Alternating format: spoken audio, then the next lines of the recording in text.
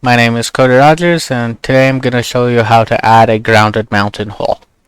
So, first you press A, and then I start typing in mount. This is the choose footprint menu, by the way. So we're going to add a new footprint.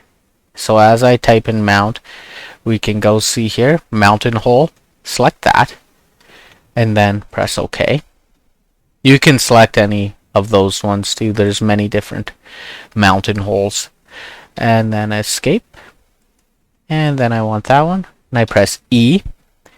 And then I connect it to the ground net, which I did by using the ground symbols in my schematic, which I've shown before. And that's it. Now, thank you for watching this video. In my next video, I will make a ground plane that will connect all these grounds together.